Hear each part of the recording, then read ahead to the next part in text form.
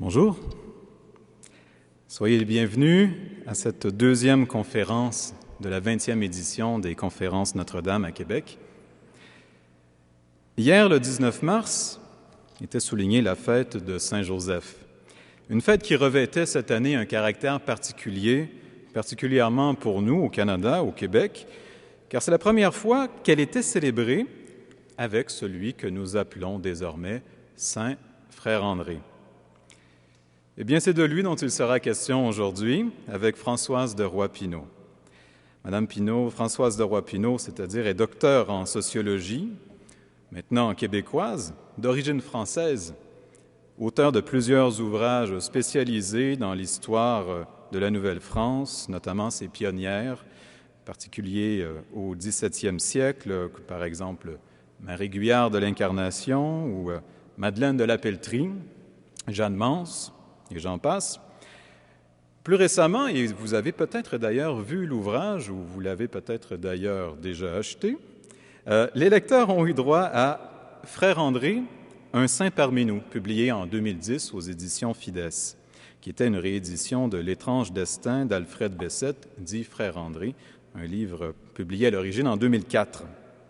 Madame Françoise de Roy-Pinault est une auteure, femme engagée dans la construction d'une mémoire franco-québécoise et franco-canadienne. Depuis le mois de juin en 2006, elle est présidente de l'association Touraine Canada pour la préservation et la mise en valeur, et ça c'est important, de la chapelle Saint-Michel de Tours, où Marie Guyard de l'Incarnation a prononcé ses vœux d'Ursuline avant de venir ici, c'était en 1639. Journaliste, Madame de Roy-Pinault, évidemment, pas Marie de l'Incarnation. Elle a notamment collaboré avec la revue L'Actualité il y a quelques années, parmi d'autres revues. Elle a déjà offert des séries de conférences à Montréal, Bordeaux, Paris, sur divers sujets, dont les réseaux sociaux, Marie de l'Incarnation, Madeleine de la Pelletrie, Jeanne Mance, Jeanne Lebert, Frère André et les pionniers de la Nouvelle-France. On a donc affaire à quelqu'un qui est très au fait de l'histoire de ces gens en Nouvelle-France. Sur une note plus personnelle, j'ai rencontré la conférencière d'aujourd'hui il y a maintenant environ 1 an. J'animais à l'époque à la radio et c'était une émission en direct et nous voulions souligner l'annonce de la canonisation prochaine du Frère André. Et j'avais repéré Françoise de Roy-Pinault car, un peu par hasard, j'étais tombé sur son livre relatant la vie du saint. Et je cherchais d'autant plus une voix féminine, on n'était que des hommes autour de la table et je voulais surtout qu'une femme soit présente en me disant le Frère André, c'est un peu pour tout le monde, c'est pas qu'une affaire d'hommes. L'émission s'est très bien déroulée et je vous dirais même que Madame Françoise de Roy-Pinault a été sans contredit la vedette de cette émission historique. Pour ma part, j'ai été sidéré par la fraîcheur d'une part et d'autre part par la pertinence de ses propos sur Frère André. Pourquoi? Eh bien, ce qui m'a surtout frappé, c'était la manière de parler de lui comme d'une figure universelle. Frère André n'était plus seulement un petit gars de chez nous, il le restait, mais en plus, il devenait une figure valable pour l'ensemble, non seulement de l'Église universelle, mais pour l'ensemble de la grande famille humaine. Mesdames, Messieurs, c'est avec grand plaisir aujourd'hui que je vous présente une dame éloquente pour laquelle j'ai beaucoup d'estime, Madame Françoise de Roy-Pinault.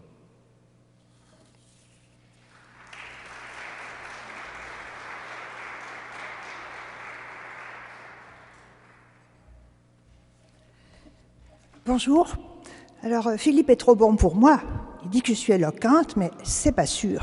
Vous allez voir. C'est même pas sûr du tout.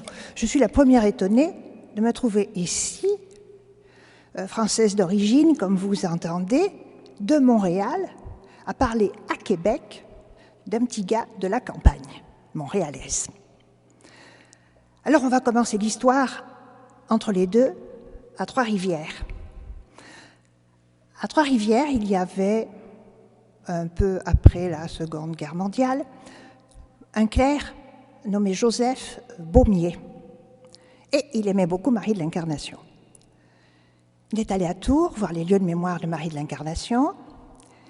Il a réussi à Tours à susciter la restauration de la chapelle où Marie de l'Incarnation avait prononcé ses vœux en 1961. La restauration, pas les vœux. Les vœux, c'était 4 siècles plus tôt. Donc, le chanoine Bonnier, après cette belle œuvre, a suscité la restauration de l'ermitage Saint-Joseph de Tours. Un tout petit ermitage qui était quasiment détruit, ce n'était pas une restauration, là c'était une reconstruction à l'identique, si bien que les Tourangeaux, que j'avais été et que j'étais redevenue à temps très partiel, pouvaient admirer cet ermitage et découvrir Saint-Joseph. Un peu avant, cette histoire-là, c'était en 1984. Un peu avant, en 1969, nous étions venus, ou 70, nous étions venus nous installer à Montréal, mon mari et moi, et le futur bébé qui dépendait largement de moi à ce moment-là. Et curieusement, nous habitions à côté de l'Oratoire Saint-Joseph de Montréal. Marie de l'Incarnation à Tours, l'Oratoire Saint-Joseph à Montréal, le petit ermitage reconstruit à Tours où nous allions de temps en temps. J'ai découvert à ce moment-là que Saint-Joseph était arrivé en Nouvelle-France à travers les pionniers et les pionnières, et notamment à travers Marie de l'Incarnation. Marie de l'Incarnation et les Ursulines de Québec ont communiqué à leurs élèves l'amour de Jésus, de Marie et de Joseph. D'institutrice en élèves, de maman en petits-enfants, l'amour de Jésus, Marie et Joseph est allé et s'est répandu à travers tout le Québec, de Québec à Montréal, et comme le disait monsieur le curé à propos de la cathédrale, à travers toute l'Amérique française, ça descendait jusqu'à Saint-Louis. Et jusqu'au futur emplacement de Toronto, à travers les élèves des Ursulines, qui étaient aussi amérindiennes.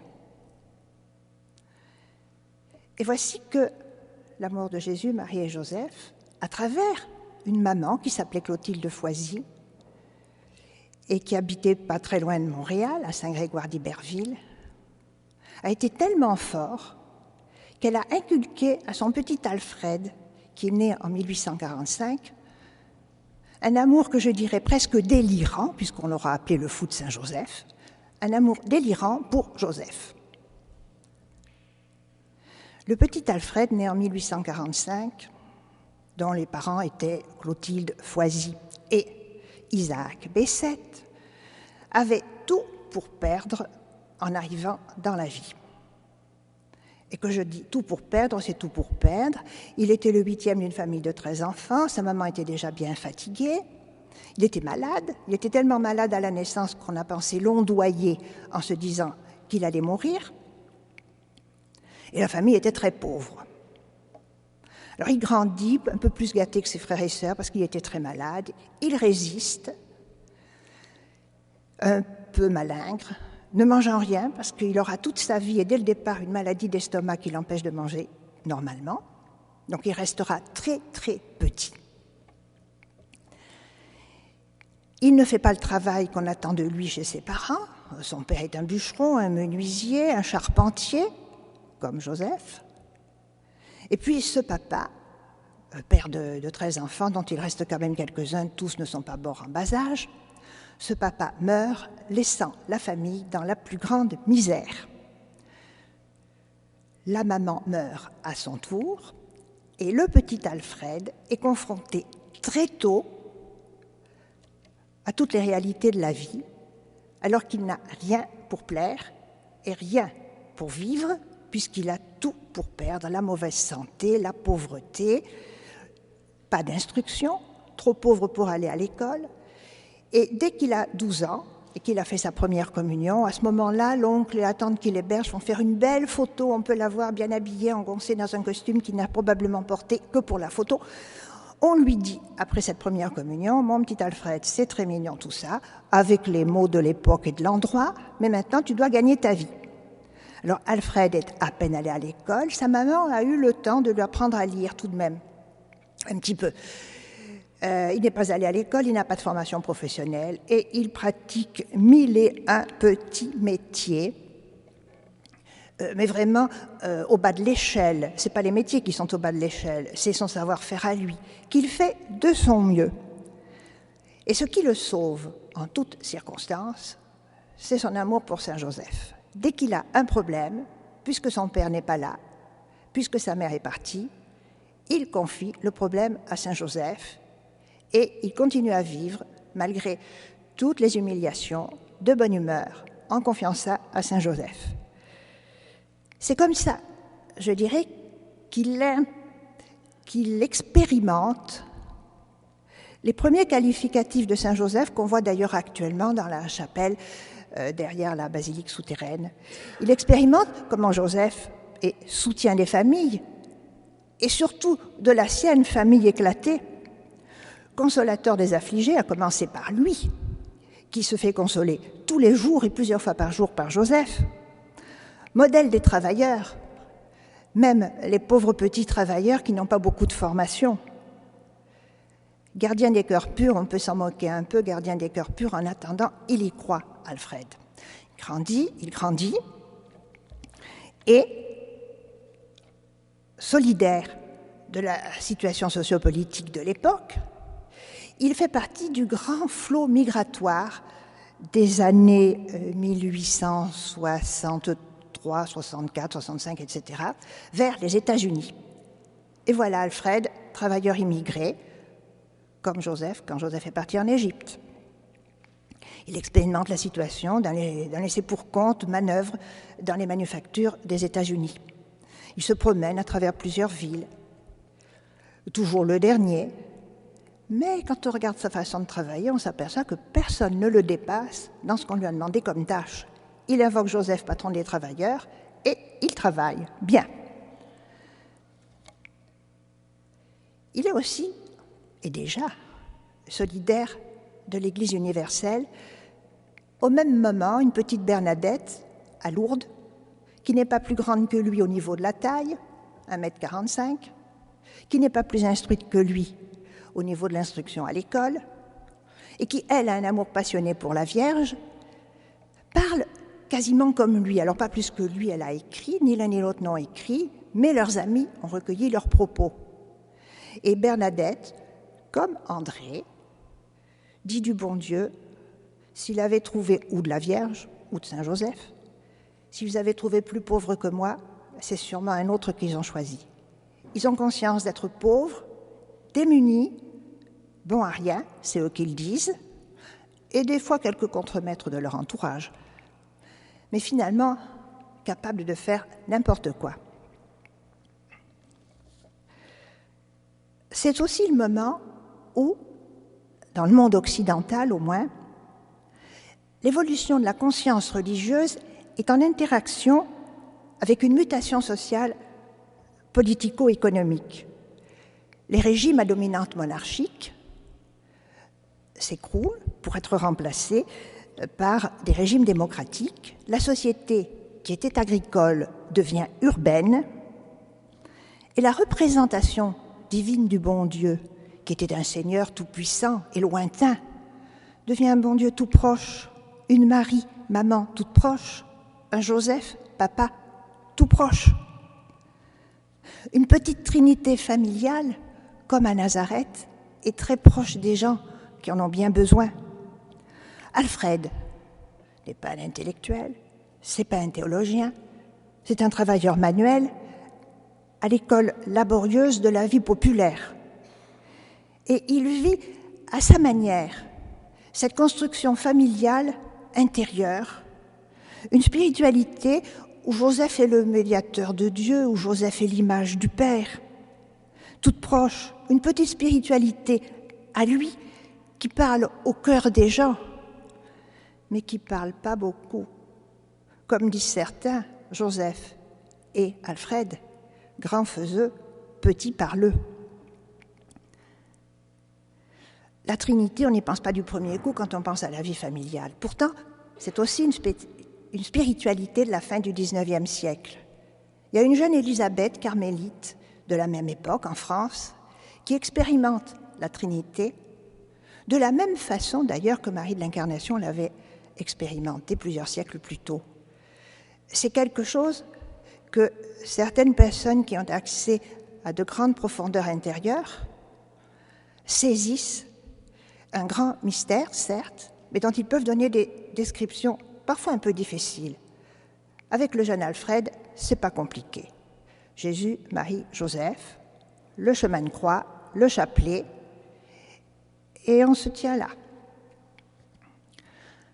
Alfred revient un beau jour des États-Unis, c'est en 1867, c'est le début de la...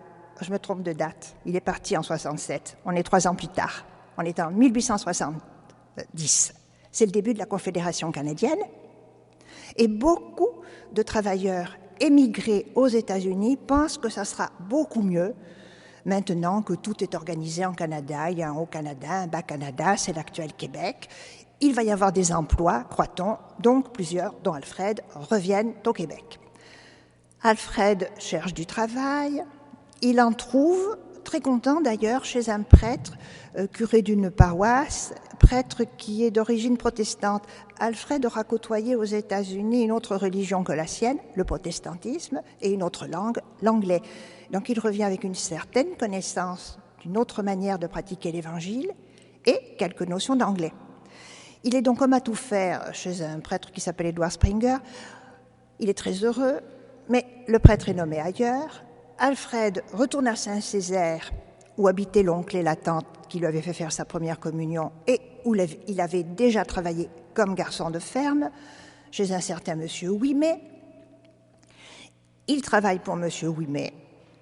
Il s'occupe des animaux, du cheval, il fait différents travaux de ferme. Il aime bien aussi le jardinage. Mais ce qu'il aime surtout, c'est prier dans la grange où il a installé un petit crucifix que monsieur Ouimet lui avait donné à sa communion. Monsieur Ouimet, qui a beaucoup d'intuition, voit notre Alfred prier au lieu de se reposer ou au lieu de jouer ou au lieu d'aller chercher des jeunes filles de son âge. Et il organise un rendez-vous entre le jeune Alfred et le curé André Provençal de Saint-Césaire. Le curé Provençal fait sa job de curé. Il saisit tout de suite qu'Alfred n'est pas à sa place comme garçon de ferme et qu'il serait beaucoup mieux dans une congrégation religieuse. Justement, les pères de Sainte-Croix et les frères de Sainte-Croix ont installé une école à Saint-Césaire. Alfred connaît cette congrégation. Il n'imagine pas, tout petit qu'il est, qu'il se sent qu'il pourrait un jour être religieux, et il est très content qu'on lui propose de poser, si l'on peut dire, sa candidature chez les pères de Sainte-Croix. Donc, le curé provençal conduit Alfred chez les pères de Sainte-Croix, qui le voient tout petit, tout malingre, parlant un français de la campagne, et qui se disent « Qu'est-ce qu'on va faire avec ça dans notre collège, qui doit former des élites à Montréal ?» Donc on le renvoie. Alors Alfred trouve du travail comme palefrenier chez un médecin. Palefrenier, il aime ça, le cheval, c'est parfait. Mais en même temps, il doit servir à table. Ça, c'est pas son affaire. Alors il apprend, fait de son mieux, et sans se rendre compte, il apprend en même temps les bonnes manières qui lui seront utiles chez les frères de Sainte-Croix. Des bonnes manières, enfin, ce qu'on appelle des bonnes manières quand on est bourgeois. Parce qu'il était sûrement respectueux des autres, Alfred. Et il se présente à nouveau chez les pères et les frères de Sainte-Croix avec une recommandation du curé provençal. Et sur la lettre de recommandation, il est inscrit « Je vous envoie un saint ». Le curé provençal est quelqu'un qu'on prend au sérieux.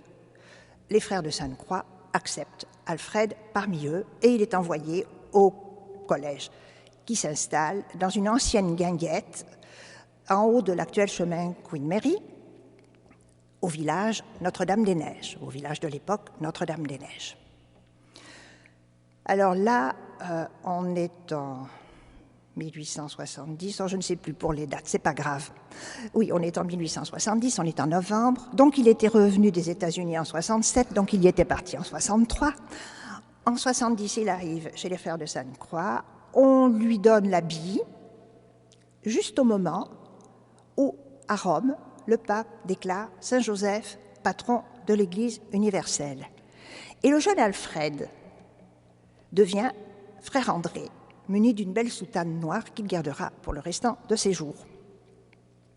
Alors là, il lui arrive 1001 aventures, parce que il est toujours petit, malingre, en mauvaise santé, et on se demande vraiment si on va le garder dans la congrégation. Et au bout du compte, les pères lui signifient qu'on ne pourra pas le garder à cause de sa mauvaise santé. Alors Alfred est consterné. C'est un rêve qu'il pouvait réaliser et qui s'écroule. Mais, selon sa bonne habitude, après avoir perdu son père, sa mère, ses emplois successifs, après ses expériences aux États-Unis, il continue toujours à confier à Joseph ses problèmes. Alors, il ne s'inquiète pas, il ne fait pas de dépression, il n'est pas agressif, il se tait, continue son travail et il attend qu'on lui signale vraiment qu'il doit partir. On lui avait donné comme obédience, comme travail, d'être portier. Donc il est à la porte, sur le seuil, et il continue tranquillement ce qu'il a à faire, jusqu'au jour où une épidémie de varicelle, picote, atteint le collège. Et il y a des élèves et des novices qui meurent. Alors on renvoie les autres élèves chez eux, on ne sait plus quoi faire, les pères sont désemparés. Et voilà que le petit frère André, propre à tout, bon à rien, suggère de faire une procession dans le collège. Vous imaginez, pour des beaux esprits, des professeurs, une procession dans le collège avec la statue de Saint-Joseph. Alors, tout le monde est tellement désemparé qu'on accepte. Et, curieusement, l'épidémie s'arrête. Le maître de novices change, et le nouveau maître des novices dit au père, écoutez, s'il est de mauvaise santé, il sera au moins prié. Gardez-le.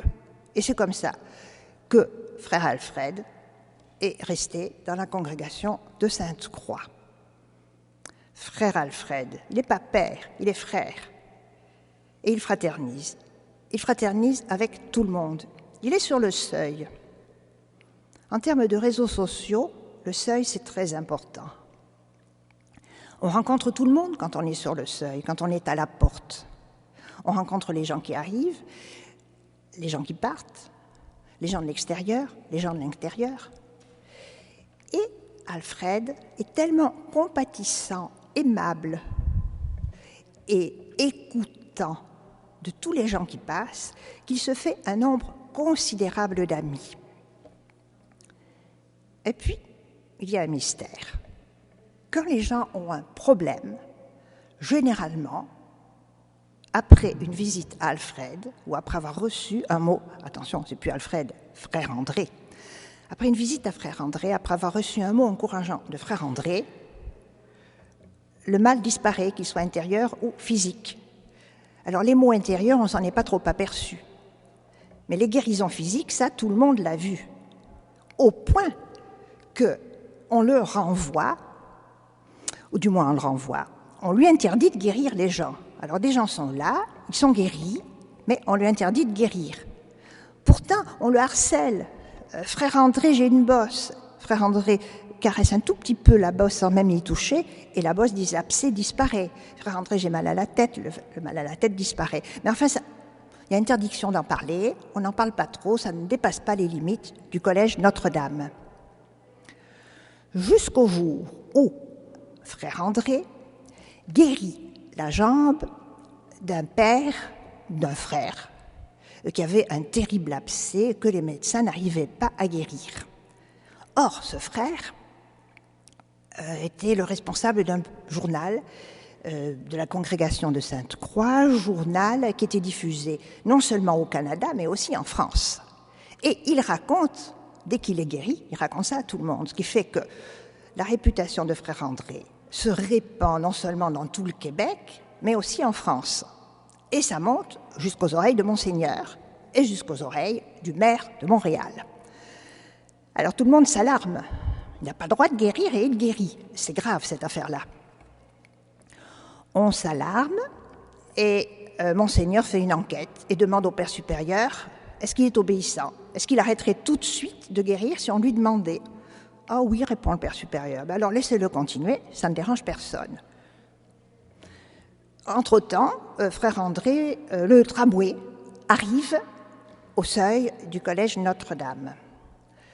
Et on demande à frère André de ne pas guérir et de ne recevoir personne pendant les heures de permanence à la porterie du collège, mais il peut soigner de l'autre côté, dans l'abri du tramway. Et là, un fonctionnaire de la ville de Montréal vient le voir et lui demande comment il soigne. Il dit, vous savez, je dis aux gens de se masser un petit peu avec l'huile qui a brûlé devant la statue de Saint-Joseph, et puis s'ils veulent, je leur donne une médaille, et puis ils peuvent aussi masser leurs plaies avec la médaille.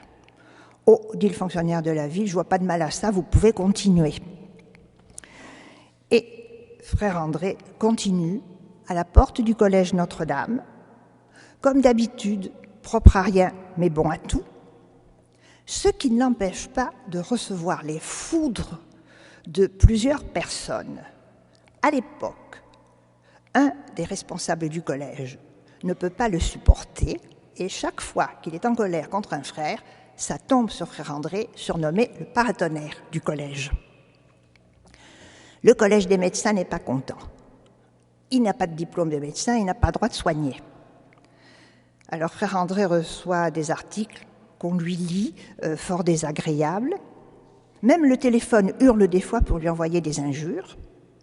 Mais il a pour lui le médecin du collège. Le médecin du collège n'était pas du tout d'accord avec lui, jusqu'au jour où la femme du médecin a eu un problème avec ses yeux qu'aucun ophtalmologiste ne pouvait guérir. Donc, il appelle en catimini frère André pour aller voir sa femme, et frère André guérit la femme du médecin du collège, lequel soutient notre frère André. Et au fil du temps, ce réseau de compassion, de pâtir avec les gens, ce réseau d'amis qu'il s'est fait en sachant écouter, partager les problèmes et aider les gens à les résoudre, et pas seulement les guérisons physiques, ce réseau d'amis devient très important. Ils se sont même, les amis de frère André, constitués en association, une association de laïcs, pour soutenir les projets de frère André. Or, frère André a un grand projet. Ça ne lui suffit pas de dire aux gens, priez Saint-Joseph, confiez vos problèmes à Saint-Joseph. Si vous avez un mal, massez-vous avec l'huile de Saint-Joseph. Non, frère André voudrait que les pères de Sainte-Croix achètent le terrain en face, sur la montagne, où il n'y a rien que des arbres. Alors les pères de Sainte-Croix finissent, après bien des péripéties, par acheter le terrain, pas pour construire un oratoire à Saint-Joseph, mais parce que s'ils ne l'achètent pas et qu'il est à vendre, une guinguette risque de s'installer en face le collège, ce qui serait un fort mauvais exemple pour les enfants. Or, ce parc, le jardin en face, le terrain en face transformé en parc, ferait un terrain de balade, de promenade merveilleux. Donc, les pères trouvent les moyens d'acheter le terrain et organisent un verger, un potager, et sur les instances pressantes de frère André, l'autorisent à construire une petite chapelle à condition qu'il trouve lui-même les moyens de construire la chapelle. Alors frère André n'a peur de rien, et un jour qu'il coupait les cheveux d'un élève, parce qu'il était aussi coiffeur des élèves, le nombre de ses fonctions au collège Notre-Dame est absolument incalculable. Donc un jour où il coupait les cheveux d'un élève, il aurait raconté son histoire et son besoin d'argent pour construire cette chapelle, l'enfant répond à frère André, « Obtenez-moi une permission pour dimanche prochain et mon père verra à ça. » Son père était marchand de bois. Et la semaine suivante, le père livre le bois pour construire la chapelle. Devant cet état de fête, le père prieur ou supérieur du collège Notre-Dame autorise le frère menuisier, qui s'appelait le frère Abondus, à construire une petite chapelle en haut d'une allée pompeusement appelée boulevard Saint-Joseph, à l'endroit de l'actuel soubassement de la grande basilique. Les amis de frère André, constitués en réseau, n'y ont pas été pour rien. Et tous se relaient pour venir aider à la construction et pour faire venir du monde. Si bien que la première chapelle étant construite en 1904, au printemps, dès l'été suivant, elle est beaucoup trop petite et les gens se pressent en rang serré pour aller à cette chapelle. Alors, pendant 7 ans, de 1904 à 1911, frère André montera à la chapelle quand il n'est pas à la porte de Notre-Dame, du collège Notre-Dame.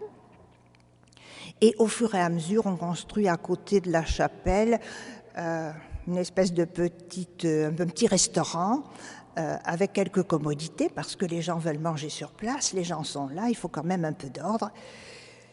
Et les amis de frère André gèrent tout ça sans que ça coûte un sou au père de Sainte-Croix. Tout ce qui concerne l'oratoire Saint-Joseph du Mont-Royal a été payé au départ par des laïcs engagés à titre d'amis de frère André, parce que frère André leur a rendu un service qui n'était pas toujours une guérison. Par exemple, M. Mocotel, le président des Amis de l'Association des Amis de frère André, est un monsieur d'origine française qui était chômeur, il avait perdu son travail, il avait fait des études de droit, il avait perdu son travail. Le grand service que lui a rendu frère André, c'est de lui donner un moral d'enfer pour retrouver du travail, un travail qui lui laisse le temps d'aider frère André et d'animer l'association. Frère André rend une multitude de services à une multitude de gens, il leur donne confiance, il a un lien de fraternité avec les gens que quelquefois les pères n'ont pas. Il est tellement petit, tellement modeste, tellement capable d'écouter, que les gens autour de lui découvrent leur propre capacité d'exister, de prier et d'agir et de se sortir d'affaires. Et des fois, ils sont aussi guéris. Et un beau jour, la chapelle est agrandie, à nouveau agrandie. Frère André est nommé, non plus portier, mais gardien de l'oratoire. Alors lui, le tout petit André, pauvre, humble, obéissant comme pas un, est nommé gardien d'un oratoire. Il a lui-même un secrétaire, parce que non content de venir, les gens écrivent des lettres, des centaines de lettres. Alors lui, le dernier des frères, il a un secrétaire et il lui manque absolument quelqu'un. Il veut un prêtre, parce qu'il ne conçoit pas la démarche de prière et de guérison sans une confession à un prêtre. Or, lui n'est pas prêtre. Justement, il y a un jeune professeur qui a perdu la vue. Donc, il ne peut plus enseigner, il ne peut plus lire, il ne peut plus dire la messe. Alors, on l'envoie à frère André en disant il pourra écouter les confessions. Alors, le jeune père se pointe près de frère André en lui disant on vous envoie un infirme. Frère André lui répond demain, vous serez là à l'heure de la messe. Je ne sais plus si c'était 5h, 6h ou 7h le matin, mais c'était de bonne heure. Alors, le lendemain, le père se pointe et il s'aperçoit qu'il y voit.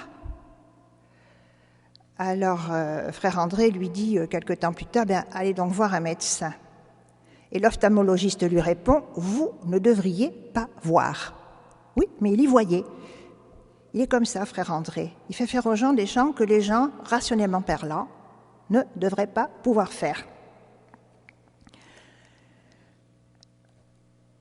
L'oratoire continue de grandir et les gens de venir, mais enfin, il n'est pas encore très grand. Mais les gens viennent, et alors les pères de Sainte-Croix prennent la décision inouïe, avec l'autorisation de l'évêque, et même une autorisation qui doit venir du gouverneur à Québec, parce que ça devient trop grand, de faire construire, de projeter la construction de ce qu'on voit maintenant, une énorme basilique. Alors on commence par un soubassement qui n'est pas petit, et qui est construit pendant la Première Guerre mondiale. À un certain moment, d'ailleurs, les travaux s'arrêtent parce que Frère André décide que l'argent ne doit pas aller à la construction de l'oratoire, mais doit aller pour soigner les blessés de la guerre. Il a toujours en tête et dans son cœur un souci, je dirais, planétaire, enfin au moins occidental dans son cas, de ce qui se passe dans le monde. Il n'est pas polarisé juste sur son oratoire et son projet à lui. Il a une vue quasiment mondiale, et pourtant il n'y avait pas la télévision, mais il savait qu'il y avait la guerre. On construit le soubassement, on finit par le construire, et on commence à construire la grande basilique derrière. Et Frère André, non seulement reçoit les malades, mais il les reçoit à un bureau qu'il appelle son bourreau de travail. À 65 ans, à un âge où il devrait être retraité, il commence donc une seconde carrière. Et après les heures de bourreau, où ses amis lui organisent un service d'ordre, parce que sinon les gens se presseraient trop, il va voir le soir les malades chez eux. Et il a un circuit, un réseau d'amis. C'est un homme de réseau, lui aussi, un réseau d'amis qui s'organise pour que tous les jours, il y ait une voiture et son chauffeur à la disposition de Frère André. Et ça se passe pour Montréal. Il voyage dans toute la province de Québec, en Ontario, en Nouvelle-Angleterre, où des membres de sa famille sont installés, et même en Californie. Un jour où il était à New York, d'ailleurs, il a le toupet d'aller voir M. Rockefeller pour lui demander de l'argent. Il ne voit pas M. Rockefeller en personne, mais il descend du haut du bureau avec un gros chèque. Un jour, il va à Toronto en train. Il revient avec un amas de béquilles de gens qu'il avait guéris. Le contrôleur lui demande ce qu'il fallait avec toutes ces béquilles. Il explique qu'il est Frère André. Le contrôleur s'agenouille. « Eh mon Dieu, vous m'avez guéri par correspondance !» Il lui arrive des aventures invraisemblables. Lui, il est toujours étonné de ce qui se passe. Il dit « C'est pas moi, c'est Saint-Joseph, j'y suis pour rien ». Les aventures de l'oratoire continuent et il illustre par lui-même les qualificatifs qu'on donne à Saint-Joseph à l'oratoire. On avait déjà vu les 4 premiers qualificatifs: soutien des familles, consolateur des affligés, modèle des travailleurs, gardien des cœurs purs. Mais il devient l'espérance des malades, qu'il meure ou qu'il ne meure pas, ou qu'il soit guéri. Quand Frère André rencontre un malade, il y a quelque chose qui se passe et le malade est serein et de bonne humeur, soit pour refaire son travail, repartir faire son travail, soit pour aller voir le bon Dieu en toute quiétude. Patron des mourants, il n'a pas son pareil pour aider les gens à mourir. Terreur des démons, là je ne m'y risquerai pas, mais il a eu des problèmes avec les démons et c'est lui le petit Frère André qui a gagné. Et protecteur de l'Église universelle, il en a vu de toutes les couleurs avec certains clercs, mais il a toujours été soutenu par d'autres clercs et il a toujours eu un respect immense et indicible pour la grande Église. Mais jusqu'à présent, Frère André, bien qu'il soit connu en France, bien qu'il soit connu dans toute l'Amérique du Nord francophone, était ignoré, voire méprisé par le monde anglophone. Mais, au retour de la guerre 14-18, la Première Guerre mondiale, un jeune officier qui était parti à la guerre et qui en était revenu colonel, se retrouvait directeur du Canadien Pacifique. En même temps, un journaliste anglophone très méprisant des francophones, ça pouvait arriver aussi, était très mécontent de ce qu'on parle de Frère André, parce que Frère André faisait les manchettes dans tous les journaux francophones et même dans les journaux catholiques anglophones en Amérique du Nord.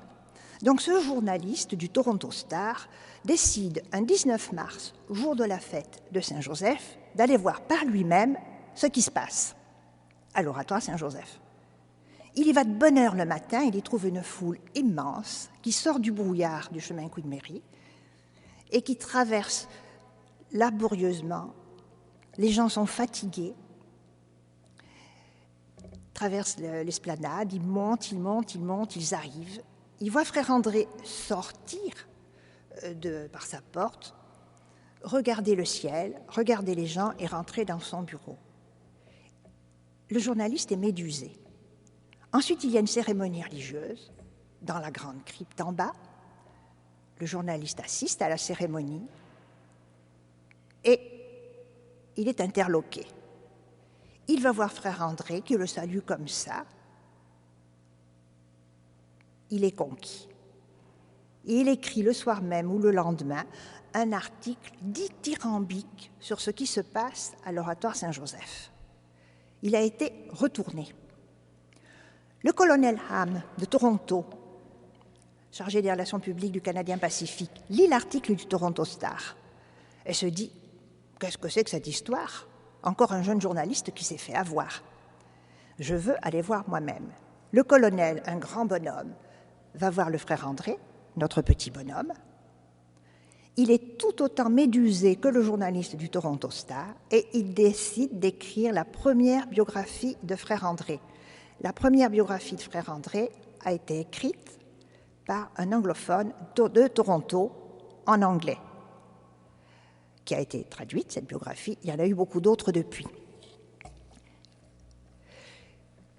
Frère André continue à avancer en âge et un beau jour, il tombe malade. Alors on l'envoie à l'Hôtel Dieu, les sœurs le soignent. Elles sont très mécontentes de son régime alimentaire. Parce qu'en fait, il est toujours malade. Pour qu'on l'envoie à l'hôpital, c'est qu'il était très, très, très malade. Les sœurs s'aperçoivent avec stupéfaction qu'il ne mange que de la bouillie, un peu de farine délayée dans de l'eau. En réalité, il mange autre chose, mais il ne peut manger que quand il est chez ses amis à l'occasion de son circuit des malades. À ce moment-là, il mange un peu de soupe au pois, ça ne va pas très loin. Il revient à l'Oratoire Saint-Joseph, il continue son régime d'enfer, les gens continuent à venir le voir, et il lui arrive toujours, et aux gens aussi, des choses étonnantes et des guérisons inexpliquées. Mais ce n'est pas tout le monde qui est guéri. Un jour, un monsieur qui n'était pas catholique, je crois qu'il était juif, vient avec sa petite fille qui avait des béquilles. Et comme il avait beaucoup d'argent, les béquilles étaient très chères. Elles étaient décorées avec des pièces, avec des pierres précieuses. Alors la petite est guérie, et frère André demande au monsieur de lui laisser les béquilles. Le monsieur refuse, et frère André répond « Bon, eh bien alors la petite ne sera pas guérie ». Et effectivement, la petite repart avec ses béquilles, sans guérison. Frère André, il faut le reconnaître, était bourru parfois. C'était un homme de sa génération, et comme nos grands-pères, il n'aimait pas trop les décolletés féminins, ni voir les jambes en dessous du genou. Donc, il y a beaucoup de femmes qui ne l'aimaient pas trop à cause de ça. Mais ses amis veillaient. Et un de ses amis, qui n'était pas du tout pratiquant avant de rencontrer frère André, il était marchand de bestiaux, sa femme allait voir frère André, il ne croyait pas que c'était une bonne idée. Un jour, il demande à y aller lui aussi, il est médusé comme d'autres. Et il décide de prendre sa retraite.